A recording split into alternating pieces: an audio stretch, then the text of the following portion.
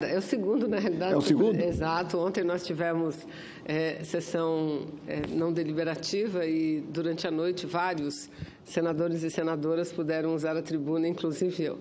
Mas quero agradecer a Vossa Excelência, senador João Alberto, quero cumprimentar os senadores e as senadoras que aqui estão e dizer, senhor presidente, que no meu breve pronunciamento no dia de ontem, fiz uma avaliação extremamente resumida do que foi, senador Maranhão, a abertura do ano legislativo. E eu dizia naquele momento que eu nunca vi, esse ano completam 20 anos que eu estou aqui no Congresso Nacional, eu nunca vi uma sessão de abertura do ano legislativo tão desprestigiada como a sessão do dia de ontem.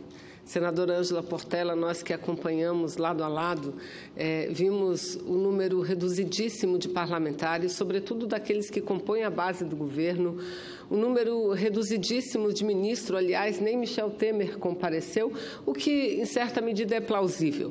Mas eu dizia que a mensagem por ele enviada ao Congresso Nacional, lida pelo deputado secretário da Câmara dos Deputados, da mesa, deputado Jacob, que a mensagem que ele enviou nada mais era do que uma grande peça de ficção, porque ele faz uma avaliação do ano de 2017 completamente apartada dos dados reais. Eu costumo sempre dizer que discurso é muito fácil fazer. Você pode inventar, mesmo diante de uma situação adversa, difícil, você pode fazer um belo discurso floreado tentando mudar a realidade. Mas tem algo que não se muda na realidade, senadora Ângela, que são os dados efetivos. Não há discurso, por mais bem elaborado e bem escrito e bem feito que seja, não há discurso capaz de deturpar ou esconder os dados da realidade. Por isso que eu fiz questão de separar item por item da mensagem presidencial e vou ocupar a tribuna vários dias durante essa e a próxima semana para desmontar o discurso mentiroso do senhor Michel Temer. Repito, discurso mentiroso. E o farei não através de palavras, mas através de dados oficiais, através de dados publicados, de dados reconhecidos. Portanto, vamos começar, senhor presidente. A mensagem enviada por ele lembrou o esforço que ele e todo o seu grupo de governo tiveram, o empenho e o esforço que tiveram para vencer uma crise sem precedentes e avaliaram que, com a queda da taxa dos juros e da inflação, passado 12 meses, ele tem a grata, é ele, Michel Temer, falando, a grata satisfação de constatar que unidos conseguiram superar a crise. Vejam o que ele disse, senadora Ângela, com a queda da taxa de juros. Que queda de taxa de juros, senhor presidente? Eu estou aqui com um mapa oficial sobre a evolução dos juros reais no Brasil, senhores senadores e senhoras senadoras. Mostra aqui o mapa que, desde o momento em que ele assumiu o governo do Brasil, em maio do ano de 2016, até julho, ou seja, meados do ano passado, ou seja, mais de um ano, efetivamente as taxas reais de juros subiram. E não subiu pouco não, senhoras e senhores, subiram muito. Vejam aqui essa tabela, esse gráfico. Durante os anos de 2012, 2015, que nós também tivemos taxas de juros elevadas no Brasil, essas taxas chegaram ao patamar máximo de 6,5% no Brasil. Foi o que chegou no ano de 2012, 6,5%. Pois bem, Michel Temer elevou as taxas reais no mês de junho de 2017 ao patamar superior a 10%. Tanto que o resultado da evolução da dívida pública, senador João Alberto, está aqui também. Porque quem baixa a taxa de juros, baixa também o valor da dívida pública brasileira. Mas olha o que aconteceu com a dívida pública brasileira no ano passado, no ano de 2017. Em 2016, a dívida pública fechou o ano num valor de 3 trilhões e 111 bilhões de reais, pois o senhor Michel Temer elevou a dívida pública para 3 trilhões 550 bilhões de reais, ou seja, mais de 400 bilhões de reais. Ele acresceu durante o ano de 2017, a dívida pública brasileira está aqui. A taxa real de juros começou apenas a cair lá em meados do segundo semestre do ano de 2017. Entretanto, a queda que teve ainda é inferior ao que ele comprometeu de forma irresponsável as finanças públicas. E aí nós ouvimos muito falar em todos os discursos ontem na abertura, pelo presidente da Câmara, pelo presidente do Senado, que o Brasil precisa ver organizadas as suas contas públicas e que, para organizar as contas públicas, tem que ter a reforma da Previdência. O que é isso? Atingir e culpar o pobre trabalhador, aquele que ganha um salário mínimo durante a sua vida laboral e depois se aposenta com um salário mínimo, porque é esse que será prejudicado com a reforma previdenciária. Não, o Brasil tem que organizar as suas contas públicas a partir dessa revisão da política macroeconômica, onde para o mercado tudo e para os servidores, para a infraestrutura, absolutamente nada. Então, esse é o primeiro ponto em que ele faltou com a verdade perante a nação e o povo brasileiro.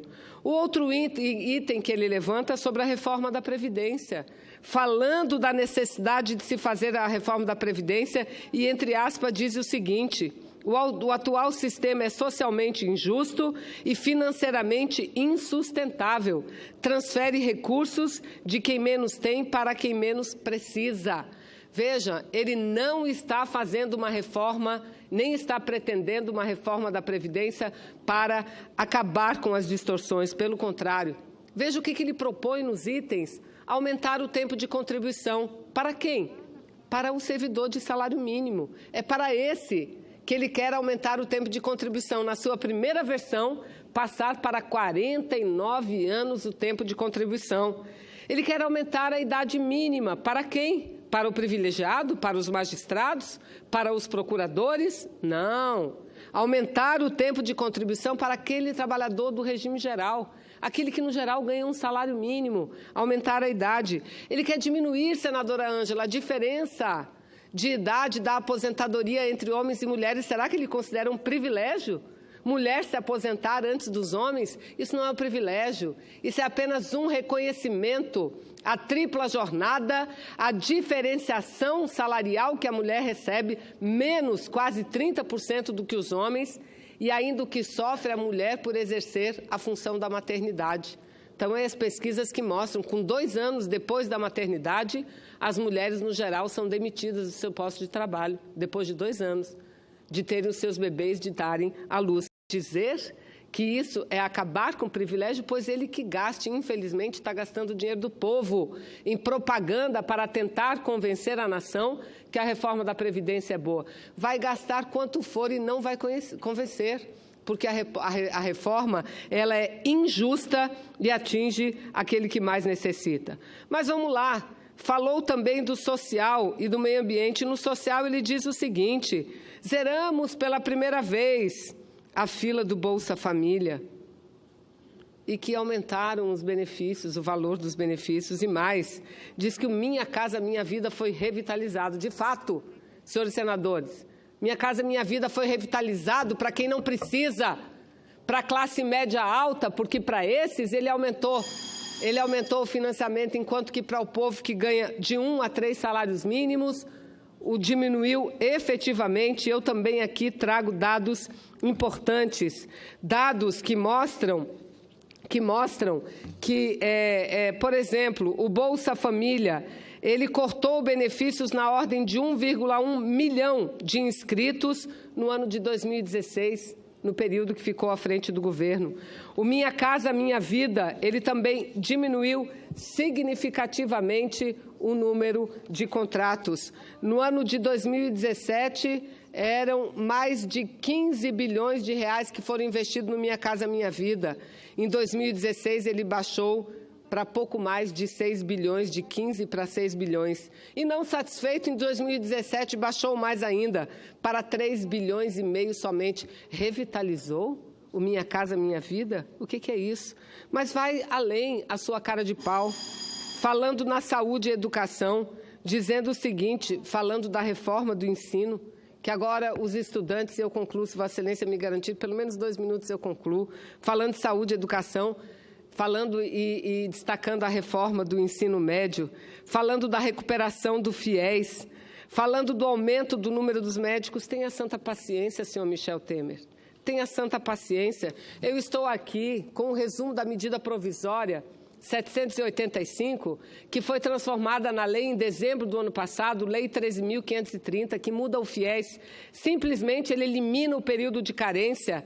Vai haver um aumento das mensalidades nas universidades privadas por conta da mudança e da necessidade do fundo garantidor. Ele vai diminuir efetivamente o número de vagas, que chegou a ser 700 mil contratos de financiamento para o ensino superior. No ano de 2014, ele está limitando ao máximo de 100 mil, diminuindo efetivamente, diz que melhorou. Senhor Michel Temer, tenha paciência, que o senhor é mal avaliado, todo mundo sabe, mas o senhor não precisa tentar rever essa sua impopularidade através de mentira, porque isso não vai levar a lugar nenhum. Isso ainda piora ainda mais a sua situação. Dizer que a saúde melhorou, acabou, fechou todas as farmácias populares, absolutamente todas, dizendo que aqui tem farmácia popular, que são os convênios entre o governo e as farmácias privadas, os estabelecimentos comerciais, que isso ia suprir. Não é verdade. Vem diminuindo o número de medicamentos acessíveis às pessoas. O programa Mais Médicos da mesma forma. O contingente de médicos atuando nesse programa diminuiu de norte a sul do país. E quem mais sofre é o seu Nordeste, senador Maranhão, senador João Alberto. Quem mais sofre é o meu Nordeste. Eu concluo, agradecendo antecipadamente, senador João Alberto, o aumento de tempo que Vossa Excelência me deu, e concluo. Então, veja, não precisa, senhor Michel Temer, não precisa disso, não precisa mentir. Mas a sua mentira é tão feia que prejudica ainda mais, porque tenta convencer a população e os deputados a votarem na reforma previdenciária, dizendo que é para acabar o privilégio de servidor público. Servidor público hoje, desde a instituição da Lei 12.618, está aqui. Servidor público não aposenta mais com salário integral, também, senador Maranhão. Servidor público federal só pode se aposentar depois dessa lei com o teto do regime geral da Previdência, não mais. Se quiser se aposentar superior, tem que entrar na Previdência suplementar, complementar, porque também o servidor público está sujeito ao teto, servidor público federal. Se os estados não estão, que façam as suas reformas, e não o Congresso Nacional. Então,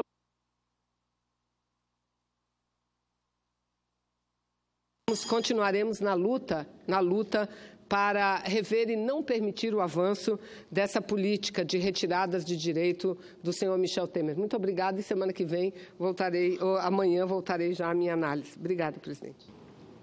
Muito obrigado a Vossa Excelência, senadora Vanessa Gradiotti. Concedo a palavra à senadora Ângela Portela para uma comunicação inadiável. PDT de Roraima, por 5 minutos, Excelência.